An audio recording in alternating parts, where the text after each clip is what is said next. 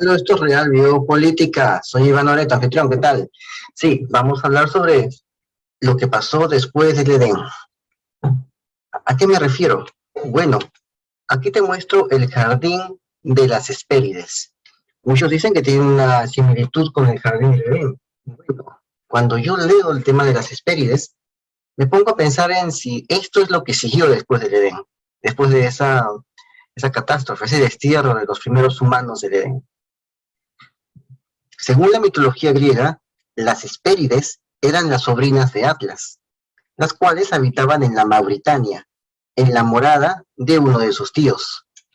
Mauritania es más o menos la actual Marruecos.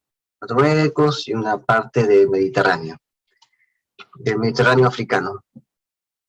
Las Hespérides eran 7, ya sabemos el número 7, y estaban dedicadas al cultivo de un extraordinario jardín en cuyos árboles brotaban ricas manzanas de oro, que según se decía, poseían el don de la inmortalidad. Este tema de un sitio lejano, en los extremos del mundo conocido, donde hay una fruta, una comida, un elixir, ¿no?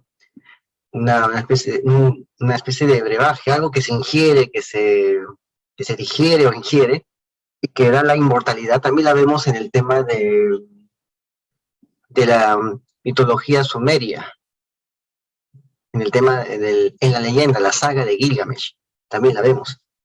Y bueno, los griegos tomaron muchas cosas de las culturas antiguas y le dieron su toque, porque los griegos no querían quedarse atrás, también le dieron su toque, ¿no?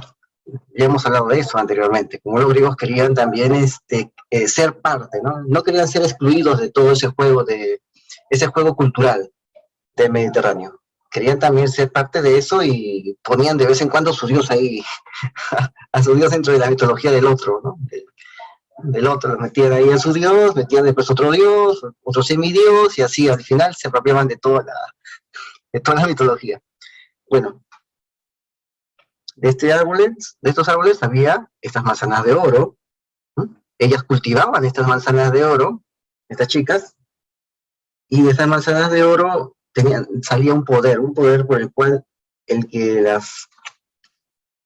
las consumía se volvía un inmortal. Entonces, esto fue objeto de codicia de los mortales y también objeto de codicia de los dioses, ¿no? Pero si los dioses son inmortales. Pero en la mitología parece que los dioses también pueden morir por otros dioses. Entonces, esto era un objeto de codicia. Quizás es para que los dioses sean más poderosos y los otros dioses que rivalicen con ellos no les puedan dañar ni mermar sus facultades. Quizás a eso se refiere, por eso los dioses también codiciaban estas manzanas que a los humanos les daba el don de la inmortalidad. Bueno, a las puertas del jardín y custodiando tan codiciado huerto, se hallaba un dragón de 7 cabezas, el cual jamás dormía, estando siempre alerta con el fin de hacer desistir a cualquiera que osara penetrar en dicho jardín. ¿Qué es el Edén? En el Edén, los primeros padres comen del árbol de la sabiduría, del árbol de la ciencia, del bien y del mal, y aprenden lo que está mal y lo que está bien, y se dan cuenta que aquello que han cometido está mal, y sienten cada vez en su vida la vergüenza, y ven que el pecado los aborda.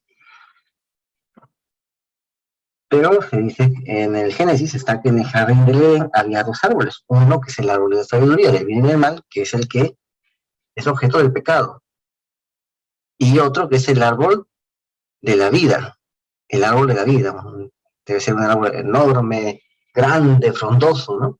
El árbol de la vida, ¿no? Cada vez que alguien ve un árbol así enorme, grande y frondoso, que da bastante sombra, uno mira ese enorme árbol, ¿no? Con una enorme copa y dice, este es el árbol de la vida, ¿no? Da la idea, ¿no? Tenemos esa idea de creer que es un árbol de la vida, ¿no? Cuando vemos un árbol así de maravilloso, ¿no? El árbol de la vida daba la inmortalidad. En el Génesis, Dios aparece hablando en nosotros, en tercera persona del plural. En nosotros dice, mejor lo sacamos de acá antes de que también se les ocurra comer el árbol de la vida y se vuelvan inmortales como nosotros. Eso está en la Biblia, entonces los echaron de ahí. Entonces, esto parece que es lo que sucede después del Edén. Imagínate, esto parecería una escena después del Edén, ¿no? Queda el árbol de la vida, el árbol de la inmortalidad, vienen estas chicas y comienzan a cosechar sus frutos de este árbol de la inmortalidad y empiezan a sembrarlos y a crear más arbolitos de inmortalidad. Por eso me parece que las Hespérides es la escena que sucede después del Edén. Y ya hemos visto el tema del dragón de 7 cabezas. En el Génesis aparece la serpiente. Ya hemos hablado aquí en República de la serpiente, como en los pueblos antiguos se creía que los humanos se transformaban en serpientes y las serpientes en humanos, y que la serpiente era la forma en la que tenían tanto los chamanes asumían la forma de serpiente, y también otras entidades. También en la mitología de ahí, sobre todo la siberiana, la mitología de esa zona, se creía que otras entidades, aparte de los humanos, también podían adquirir la forma de serpiente. ¿No? Humanos especiales, que eran chamanes, podían adquirir. Y también entidades, espíritus, podían adquirir la forma de serpiente. Entonces, para ellos era normal escuchar a una serpiente hablar, en su mentalidad. O sea, no se sorprenderían, porque en su mentalidad ya tienen claro que en su idiosincrasia, pues que las serpientes hablan. En esa cultura antigua, claro está, en esas culturas antiguas, eso se creía.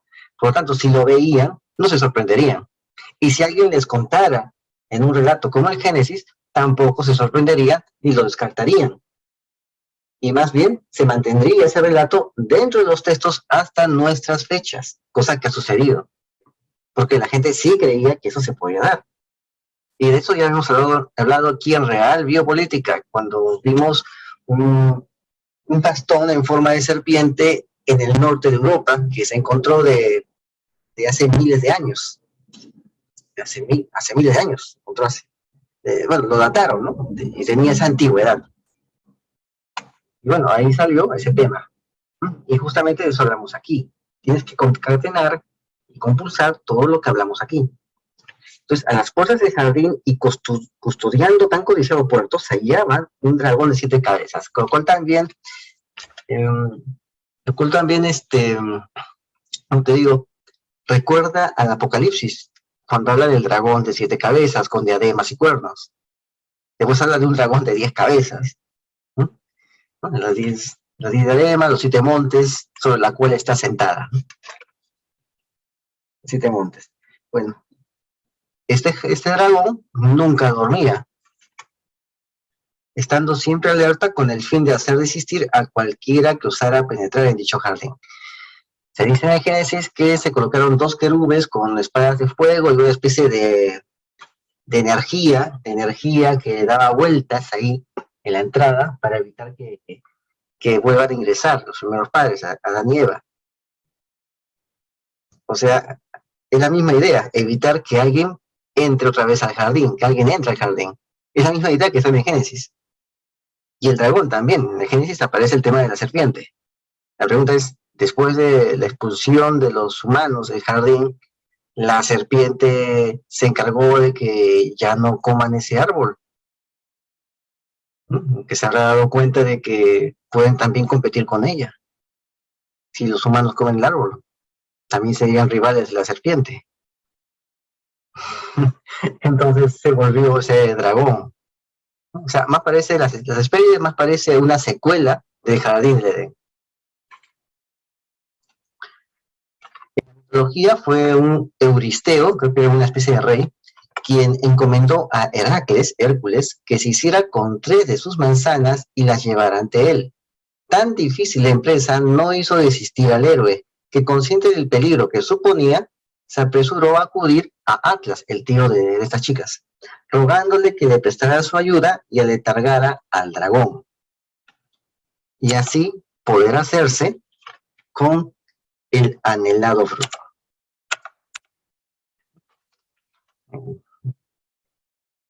Bueno, entonces, ¿qué pasó?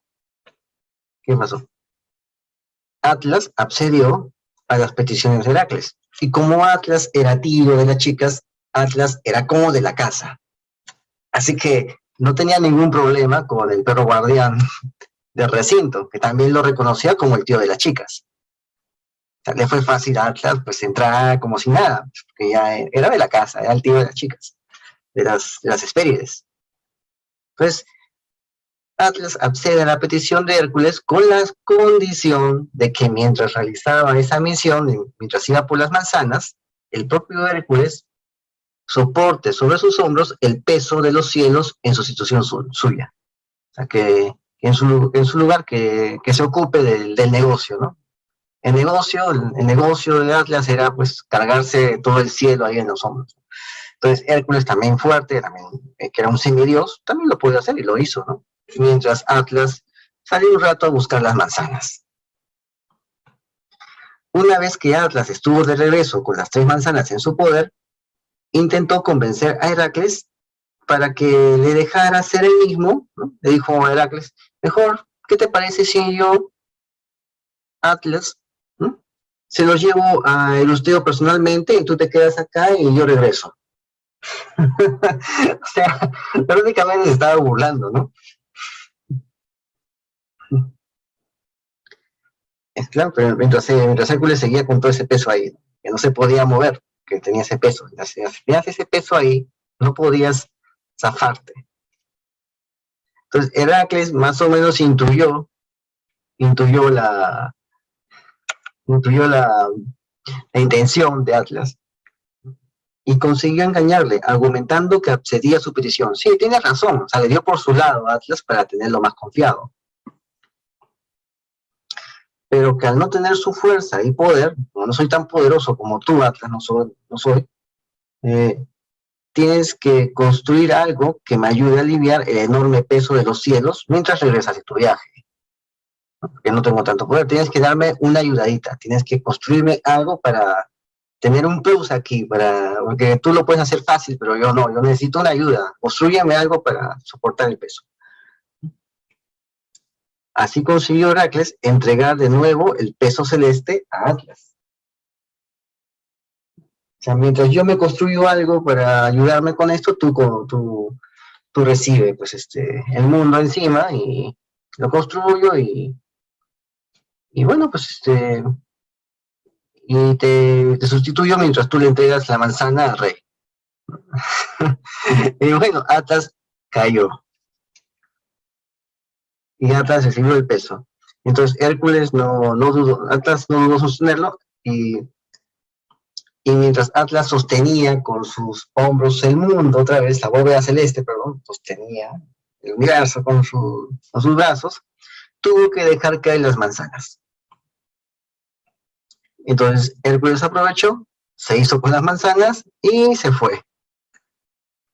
Finalmente los sagrados frutos los regaló a quienes, a Euristeo, Atlas y Minerva, la cual finalmente lo devolvió al jardín. Minerva devuelve los frutos al jardín. Se regresaron a su lugar donde tenían que estar. Bueno, entonces esto es el mito de las Hespérides, ¿no? Que más parece una secuela del Jardín del Edén. Bueno, en cuanto al lugar donde se hallaba este mítico jardín, son muy diversos los lugares que se proponen. Algunos dicen que está en un bosque sagrado de Berenice, en Bengasi, llamado primero Hesperis o Hespéride. Por su parte, Plinio habla de un jardín de las Hespérides situado geográficamente en Tingis, en Mauritania, la zona oriental de la costa septentrional africana. Apolonio de Rodas y Lucano, poeta romano del 39 después de Cristo, creían, ambos, Apolonio y Lucano, que el jardín de las Hespérides se hallaba en las proximidades de un lago llamado Tritón. Apolodoro habla de los pacíficos hiperbóreos, entre los que coloca Atlas y las Hespérides. No faltan los que dicen que ese jardín estaba en Mauritania, en Lipsus. Bueno, Plinio nos dice acerca de Lipsus, esta zona llamada Lipsus. Hay también una malva arbórea en Mauritania, en el Oppidum de Lipsus. Ya hemos visto que Oppidum es una villa urbanizada, bien urbanizada. Bueno, cito sobre un estero, lugar donde antes estuvieron, según se cuenta, los huertos y las Hespérides a 200 pasos del océano, junto al templo de Hércules, que dicen es más antiguo que el Gaditano. O sea, que es mucho más antiguo que el de Cádiz. Acá sucedió algo mucho tiempo atrás. Muchísimo tiempo atrás sucedió algo acá. Y como ya habrás notado, en cuanto a la interpretación de este mito, no se puede obviar las claras semejanzas que presentan respecto al mito judío-cristiano del jardín del Edén. Como hemos visto, presentan los mismos elementos simbólicos. La fruta prohibida sería aquella manzana, ¿no? Las manzanas de oro aquí serían. Por eso se cree que la fruta son las manzanas, la fruta del jardín del Edén, pero en el jardín del Edén no dice, en el mito del Génesis no dice que fuera una manzana. Pero en la secuela, que yo digo, para mí es la secuela del Jardín de Edén, este mito de las Hespérides, es una de sus secuelas, ¿no? Se dice que era una manzana lo que había aquí, ¿no? Las manzanitas de oro. Quizás de aquí viene el tema de que creyeran que fuera una manzana, porque en la Biblia no dice la palabra manzana. Quizás viene de ahí, quizás algunos entendían que era una secuela del tema del Jardín de Edén, entonces decían, era una manzana, ¿no? Pero en la Biblia no dice manzana. Bueno, en ambos está la presencia del símbolo de la bestia, la serpiente en uno y el dragón en otro. Bueno, en el Apocalipsis serpiente y dragón es prácticamente lo mismo. En la serpiente, el dragón, encarna el concepto de lo prohibido y la inducción al pecado. Es lo prohibido, la inducción al pecado. En el Génesis, trata de, la serpiente es una incitadora a que el humano peque y se aleje de Dios, y así tenerlo para él, dominado, poderlo dominar. Pero para dominarlo tiene que alejarlo de la presencia de su padre. Ese es el objetivo de la serpiente. Pero después, ya en el jardín de las Hespérides, lo que hace la serpiente es evitar que el humano se vuelva inmortal. Y la serpiente se convierte en un dragón muy feroz, un dragón que nunca duerme. ¿Por qué? Porque es una entidad, no es exactamente orgánico, simplemente es una entidad que toma la forma de un dragón. Las entidades pues no duermen, ¿no? El demonio no duerme, no tiene horario de siesta, a eso se está refiriendo. Entonces, ahí evita, ¿no? Está para evitar que el hombre se vuelva inmortal.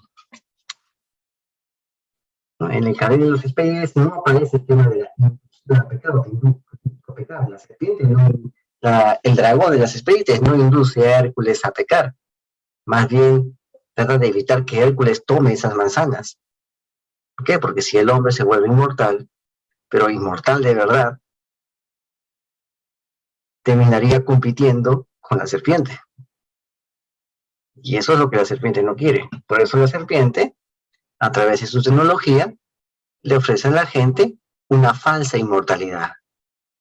Les ofrece el transhumanismo para volverlos sus muñecos robóticos, sus robots biológicos. Les ofrece la falsa inmortalidad.